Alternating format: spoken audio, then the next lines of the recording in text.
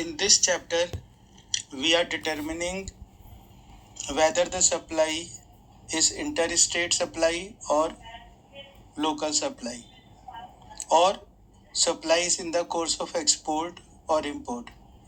The purpose is to determine which GST will be levied, IGST or CGST and SGST. So moving further, इस chapter में आगे mentioned है types of supply. Supply को different types में बांटा गया है on the basis of different criterias, जिसमें पहला क्राइटेरिया दिए ज्योग्राफिकल बेसिस. ज्योग्राफिकल बेसिस में डोमेस्टिक सप्लाई और क्रॉस बॉर्डर सप्लाई में बांटा गया. और दूसरा है पर्पस ऑफ रिसिपिएंट, कि वो किस पर्पस के लिए ले रहा है, या इसे हम कह सकते हैं कैटेगरी ऑफ रिसिपिएंट, कि अगर वो कंज्यूमर है और जीएसटी में रजिस्टर्ड नहीं है.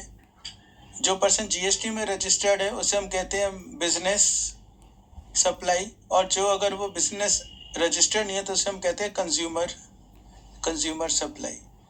तो पर्पस ऑफ रिसिपिएंट के अगर वो कंज्यूम करेगा तो नेचुरल है वो जीएसटी में रजिस्ट्रेशन नहीं ले रहा, उसका आगे बिजनेस नहीं है, तो उसे हम कंज्यूमर मानते हैं.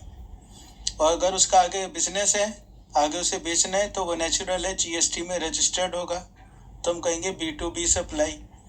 और अगर वो रजिस्टर्ड नहीं है तो हम कहेंगे B2C सप्लाई. अब इन दोनों को आगे हम डिटेल में डिस्कस करते हैं. उससे पहले मैं एक चीज़ और समझा दूं. सप्लाई को हमने पहले भी डिफरेंट टाइप्स में बांटा है on the basis of different criterias. जैसे आपको याद होगा चैप्टर 4 में हमने किया था. On the basis of movement हमने सप्लाई को बांटा था इनवर्ड सप्लाई और आउटवर्ड सप्लाई. इनवर्ड सप्लाई मतलब परचेजेस हो गई एक बिजनेसमैन की, आउटवर्ड सप्लाई उसकी सेल हो गई. On the basis of continuity, अगर वो एक टाइम सप्लाई कर रहा है एक अनजाने कस्टमर को तो वो हो गई वन टाइम सप्लाई, और रेगुलरली कर रहा है तो वो हो गई continuous supply. On the basis of taxability हमने जाना था taxable supply, non taxable supply, exempt supply, zero rated supply. On the basis of geographical location हमने जाना था inter state supply, inter state supply, supplies in territorial water, और आगे supply with in India and supply outside India. और on the basis of सब good supplied इन conjunction हमने discuss किया था composite supply and mix supply. अब हमें ये जानना है कि ये इंटर स्टेट सप्लाई होगी कि इंटर स्टेट सप्लाई, तो इसलिए हमने इसको आगे और डिफरेंट कैटेगरीज में बांटा on the basis of geographical boundaries of country. हम इसे कहेंगे डोमेस्टिक सप्लाई और cross border supply. Domestic supply मतलब जब जहाँ पर सप्लायर और रिसिपिएंट दोनों की लोकेशन इंडिया में है और गुड्स भी इंडिया में ही सप्लाई हो रहे हैं, तो तीनों चीज़ें इंडिया में हो रही हैं, तो हम कहेंगे डोमेस्टिक सप्लाई. और क्रॉस बॉर्डर सप्लाई का मतलब जब गुड्स इंडिया से बाहर एक्सपोर्ट हो रहे हैं या गुड्स बाहर से इंडिया के बाहर से इंडिया में लाए जा रहे हैं, तो उसे हम कहेंगे cross border supply. Similarly services के केस में अगर सर्विसेज एक्सपोर्ट हो रही हैं तो लोकेशन ऑफ रिसिपिएंट बाहर होना चाहिए, और सर्विसेज इंपोर्ट हो रही हैं तो लोकेशन ऑफ सप्लायर बाहर होना चाहिए. दूसरी बेसिस पे जो हमने बांटा है सप्लाई को वो है, यहाँ ये लिख रहे हैं पर्पस ऑफ रिसिपिएंट, या हम इसे कह सकते हैं category of recipient. Business to business supply का मतलब जब आपका जो रिसिपिएंट है वो भी जीएसटी में रजिस्टर्ड है और जो वो परचेज कर रहा है उसके ऊपर उसे इनपुट टैक्स क्रेडिट अवेलेबल है, और नेचुरल है वो इनपुट टैक्स क्रेडिट इसीलिए ले रहा है कि उसे आगे वो गुड्स को बेचना है और वहाँ वो इनपुट टैक्स क्रेडिट को यूटिलाइज कर सकता है. ऑन द अदर हैंड अगर एक बिजनेस रजिस्टर्ड नहीं है, वो गुड्स को कंज्यूम कर रहा है या जनरल पब्लिक गुड्स को ले रही है, तो वो जीएसटी में रजिस्टर्ड नहीं होगी. और जब वो जीएसटी में रजिस्टर्ड नहीं होगी तो वो परचेजेस के ऊपर इनपुट टैक्स क्रेडिट अवेल नहीं कर सकती. और नेचुरल है ये तभी पॉसिबल होगा जब वो आपका इंडिया में कह रहा हूँ, ये तभी पॉसिबल है जब वो गुड्स को कंज्यूम करना चाहता है, अपने यूज के लिए खरीदना चाहता है। तो इसमें डिफरेंसेस भी हम देख सकते हैं B2B सप्लाई में और B2C सप्लाई में। B2B supply means business to business supply, B2C supply means business to consumer supply. तो यहाँ पे दोनों पार्टीज बिजनेस है, मतलब दोनों रजिस्टर्ड है। B2C सप्लाई में हम कहते हैं बिजनेस एंड कंज्यूमर। हो सकता है जो कंज्यूमर है वो भी बिजनेस करता हो, वो भी आगे गुड्स को बेचता हो, पर उसकी सप्लाई की वैल्यू बहुत कम हो, जिसके कारण उसे रजिस्ट्रेशन कराने की जरूरत नहीं पड़ी हो, तो उसको हम कंज्यूमर ही मानते हैं। तीसरा डिफरेंस है B2B में recipient is acting in the course of his business और in the furtherance of his business, जबकि B2C में रिसिपिएंट को यह माना जाएगा ही is the end user. B2B में recipient claim ITC and adjust it towards its outward GST on its sales, जबकि कंज्यूमर के केस में B2C के केस में ITC का अवेलेबल होने का, क्रेडिट लेने का कोई मतलब ही पैदा नहीं होता। तो I hope this is clear. अब इसके आगे करते हैं हम section 10। Section 10 is relating to determination of place of supply of domestic transactions involving goods। मतलब आप इंटर स्टेट कर रहे हैं कि इंट्रा स्टेट कर रहे हैं, ये हमें जानना है। प्लेस ऑफ सप्लाई और लोकेशन ऑफ सप्लायर दोनों चीज़ें जब अलग अलग होंगी तो स्टेट में होंगी तो वो इंटर स्टेट होगी, सेम स्टेट में होगी तो इंट्रा स्टेट होगी। तो यहाँ पर हम सिर्फ उसका एक पार्ट जान रहे हैं, place of supply of domestic transactions कैसे होगी। तो इसको 5 डिफरेंट पार्ट्स में हमने बांटा है सेक्शन 10(1) में। A part is supply involving movement of goods, B supply goods delivered on bill to ship to model, C supply not involving movement of goods, D goods assembled और installed at the site, and E part is goods supplied on board a conveyance. इसके आगे section 10 sub section 2 में provision है कि अगर ऊपर के पांचों पार्ट में से किसी भी तरीके से अगर प्लेस ऑफ सप्लाई डिटरमिन नहीं हो सकता, देन गवर्नमेंट में प्रिस्क्राइब द मैनर कि भैया इस मैनर से अब आप प्लेस ऑफ सप्लाई निकालो। तो अब इनको 1 by 1 डिस्कस करते हैं। नंबर 1 इज सेक्शन 10(1) का A part sub clause A, supply involving movement of goods, कि जब आपके गुड्स मूवमेंट हो रहे हैं from one place to another,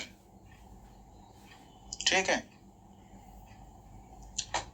उस केस में मूवमेंट चाहे कोई भी कर रहा हो, चाहे सप्लायर कर रहा हो, चाहे रिसिपिएंट खुद कर रहा हो, या कोई थर्ड पार्टी कर रही हो, तो place of supply shall be the location of goods at the time of movement of goods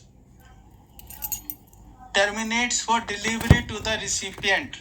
तो जब वो मूवमेंट खत्म होगी और जिस प्लेस में खत्म होगी उस प्लेस को प्लेस ऑफ सप्लाई माना जाएगा। तो यहाँ देखो बहुत मेजर शिफ्ट आया। अगर हम पीछे के वैट एक्ट और सेल्स टैक्स एक्ट को देखें तो वहां पर जहाँ से मूवमेंट स्टार्ट होती थी उसको हम प्लेस ऑफ सप्लाई या मानते थे, लेकिन यहाँ पर जहाँ पे मूवमेंट खत्म हो रही है डिलीवरी के लिए वहां पर हम प्लेस ऑफ सप्लाई मानेंगे। तो नेचुरल है मूवमेंट ज्यादातर केसेस में तो जहां पर रिसिपिएंट है, जहां पर बायर है, उसके सिटी में ही मूवमेंट खत्म होगी, तो उस सिटी को ही प्लेस ऑफ सप्लाई माना जाएगा। तो यहाँ पे याद रखना, जब गुड्स के केस है, गुड्स के केस में मूवमेंट हो रही है, गुड्स की मूवमेंट चाहे कोई भी करा रहा हो, तो आपने देखना है मूवमेंट कहाँ से शुरू हुई ये इम्पोर्टेंट नहीं है, मूवमेंट कहाँ पर खत्म हुई। जिस प्लेस पर, जिस सिटी में, जिस स्टेट में मूवमेंट खत्म हुई है उस स्टेट में माना जाएगा कि ये स्टेट है हमारा प्लेस ऑफ सप्लाई। हम प्लेस ऑफ सप्लाई की बात कर रहे हैं।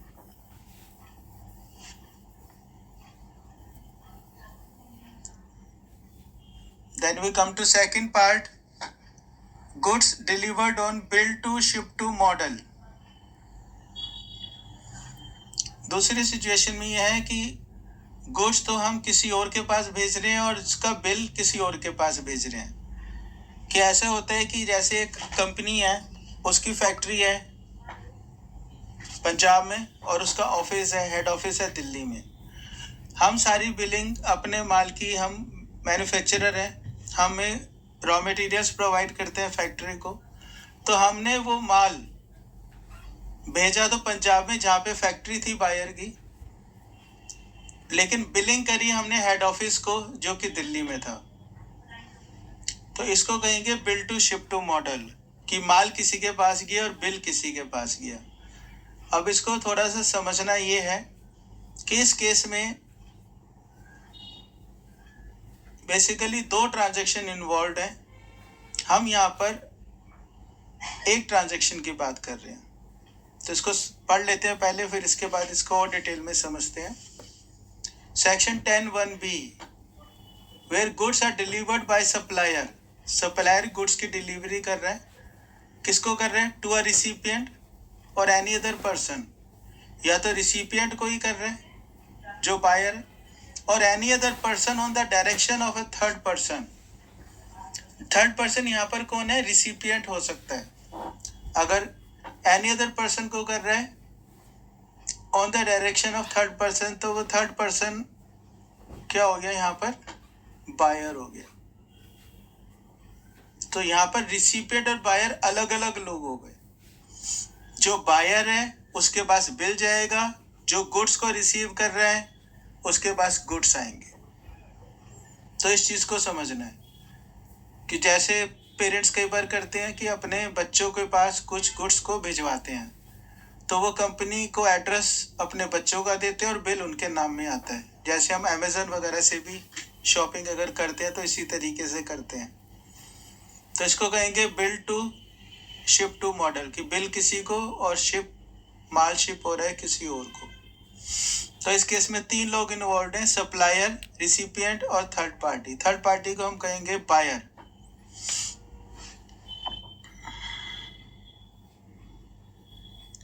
एग्जाम्पल्स आप पढ़ के समझ सकते हैं। ये एग्जाम्पल अच्छा है, इसको समझ लेते हैं। रितु लिमिटेड नोएडा में है, वो इंस्ट्रक्ट करती है कमल लिमिटेड जो आगरा में है कि वो कुछ सप्लाई करे गुड्स जयपुर में मिस्टर भरत को जो राजस्थान में है। तो कमल लिमिटेड ने supplies the specified goods to mister Bharat on behalf of Ritu limited. तो यहाँ पर कमल लिमिटेड कौन हुआ? सप्लायर। भरत लिमिटेड कौन हुआ? रिसिपिएंट। और रितु लिमिटेड कौन हुआ?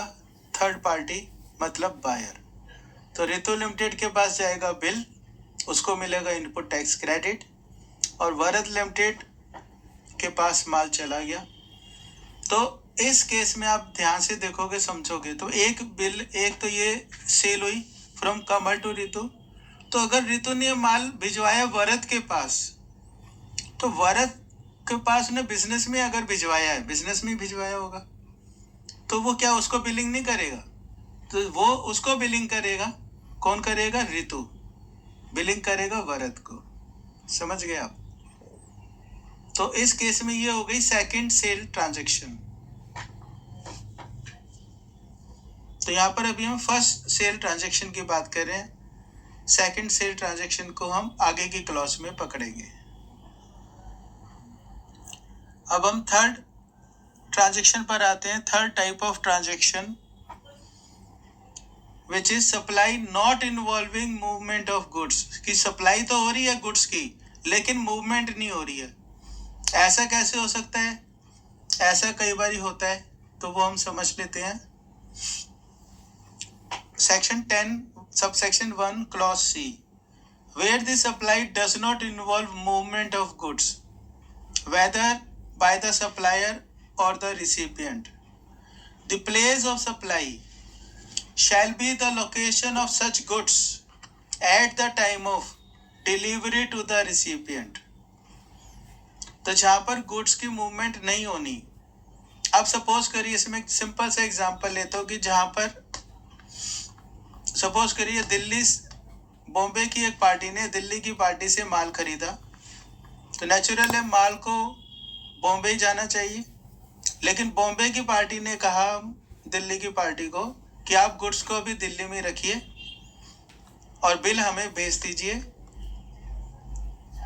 ठीक है, और हमारा ही कोई पर्सन आपसे गुड्स को दिल्ली में ही ले लेगा। तो इस केस में गुड्स की मूवमेंट नहीं हो रही, अभी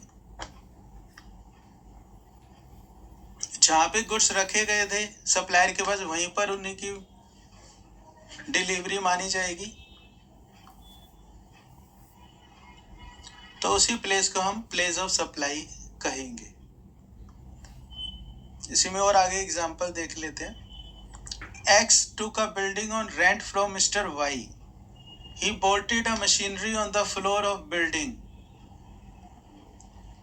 तो X ने पहले एक Y से एक बिल्डिंग किराए पे ली और वो उसने वहां पर एक मशीनरी इंस्टॉल कर दी। After 3 years he vacated the building but agreed with the landlord to leave behind the machinery for the landlord without dismantling it. तो लैंडलॉर्ड ने जब मकान खाली कराया तो उसने वो कहा कि मशीन को ना ले जाए, मशीन को वो खुद ही यूज करेगा, तो मशीन को उसने लैंडलॉर्ड को ही बेच दिया टेनेंट ने। तो इस केस में प्लेस ऑफ सप्लाई उस मशीनरी के लिए कहाँ मानी जाएगी, क्योंकि मशीनरी की मूवमेंट तो हुई नहीं, तो वही प्लेस जहाँ पे मशीनरी लोकेटेड थी, इंस्टॉल थी, वही प्लेस ऑफ डिलीवरी माना जाएगा।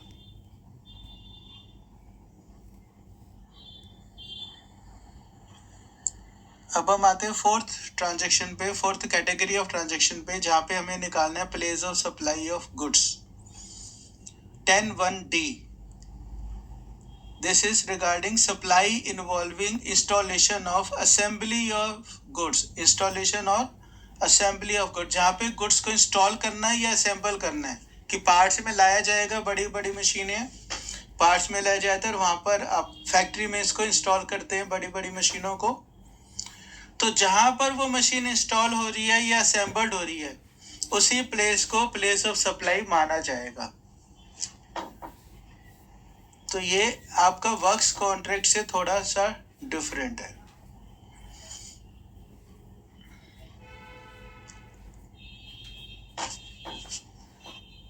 इसमें एग्जांपल देखते हैं। A purchases a machine from B where both are in Delhi. Machine needs to be installed in Faridabad.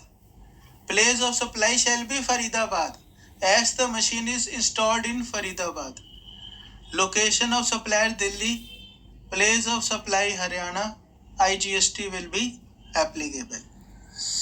अब प्रैक्टिकली ये बात बड़ी ही पॉसिबल नहीं लगती, क्योंकि जब दोनों ही दिल्ली में रजिस्टर्ड हैं, तो जब वो सप्लायर बायर का जीएसटी नंबर डालेगा रिटर्न में, तो वो ऑटोमेटिकली उसको लोकल सेल दिखाएगा, इंटर स्टेट सेल नहीं दिखाएगा।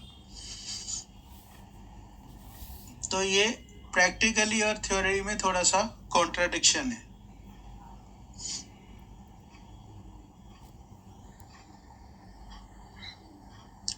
Then we come to fifth category of transaction, that is goods supplied on board a conveyance. Board a conveyance का मतलब एक कन्वेंस मतलब ट्रेन, प्लेन, बस, वहां पर गुड्स को सप्लाई किया जा रहा है, और गुड्स को सप्लाई इसलिए किया जा रहा है कि वो उस व्हीकल में, उस कन्वेंस में बेचे जाएंगे।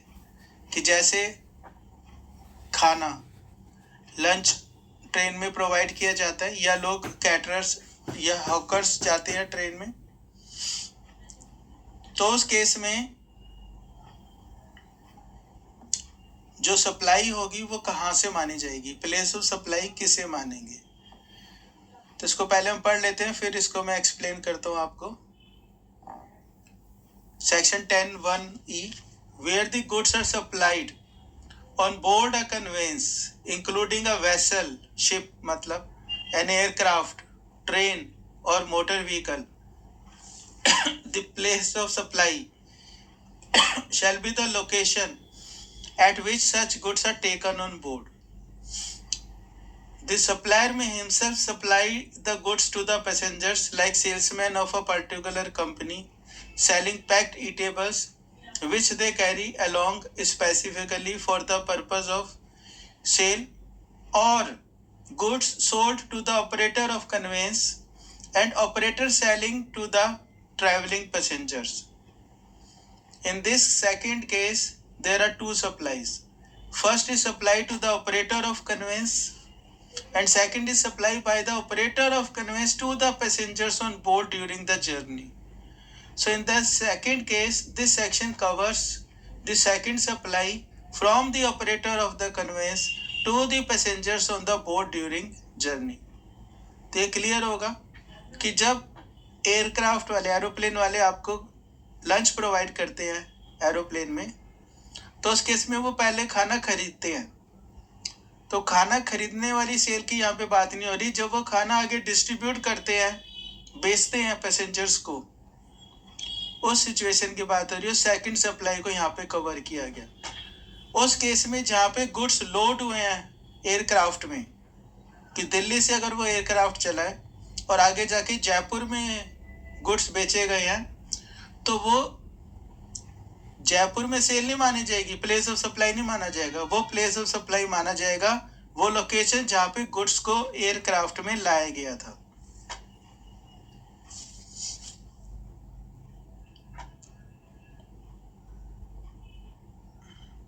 इसमें एग्जाम्पल समझ लेते हैं. Mister Z boarded the train at New Delhi for its destination Mumbai. He carried some goods with him for the purpose of sale with journey. So when the train reaches Surat, he sells certain goods. Now in this case, place of supply of such goods will be New Delhi. That is the location at which goods are taken on board, and not the place of sale. That is Surat. This is clear? So we discussed 5 situations here, 5 type of transactions. उसमें ये बताया गया place of supply कहाँ पर होगा. इसके आगे section 10 sub section 2 में यह बताया गया कि अगर प्लेस ऑफ सप्लाई सेक्शन 10(1) के अकॉर्डिंगली नहीं निकाला गया, तो सिचुएशंस के केस में गवर्नमेंट जीएसटी काउंसिल से डिस्कशन करेगी, उससे गाइडेंस लेगी, उसकी रिकमेंडेशन लेगी और बताएगी, रूल्स बनाएगी कि किस तरीके से उस सिचुएशन में प्लेस ऑफ सप्लाई को डिटरमिन किया जाएगा. तो एक बार हम इसको दोबारा से देख लेते हैं, समरी बना लेते हैं सेक्शन 10 सब सेक्शन 1 की. सबसे पहले supply involving movement of goods. तो इस केस में प्लेस ऑफ सप्लाई क्या होगा? जहां पर मूवमेंट कंप्लीट हो रही है, खत्म हो रही है. सेकंड केस है goods delivered on bill to ship to model. तो जिस पर्सन को बिल किया गया, उस पर्सन को जिसके कहने पे गुड्स को डिलीवर किया गया किसी पर्सन को, तो यहाँ पे रिसिपिएंट के प्लेस को प्लेस ऑफ सप्लाई नहीं कहेंगे. उस पर्सन जिसकी इंस्ट्रक्शन पे गुड्स को डिलीवर किया गया, उस पर्सन की लोकेशन, मतलब जिसको बिल किया बायर, वो माना जाएगा, उसके प्लेस को प्लेस ऑफ सप्लाई माना जाएगा. थर्ड केस में जहाँ पे इन्वॉल्वमेंट ही नहीं है मूवमेंट की, तो उस केस में जहाँ पर गुड्स थे at the time of making agreement of sale और सप्लाई, वो प्लेस को सप्लाई माना जाएगा. फोर्थ केस में गुड्स असेंबल्ड और इंस्टॉल्ड एट साइट. तो जो प्लेस ऑफ असेंबली है, इंस्टॉलेशन है, उसको प्लेस ऑफ सप्लाई माना जाएगा. और फिफ्थ हो गया goods supplied on board on conveyance. तो जिस प्लेस पर गुड्स को कन्वेंस में रखा गया, वो प्लेस ऑफ सप्लाई माना जाएगा. तो यहाँ पर यह भी समझना जरूरी है कि प्लेस ऑफ सप्लाई की बात कर रहे हैं, वो इंटर स्टेट होगी या इंट्रा स्टेट होगी, ये डिस्कस करता है, ये डिपेंड करता है आगे लोकेशन ऑफ सप्लायर पे.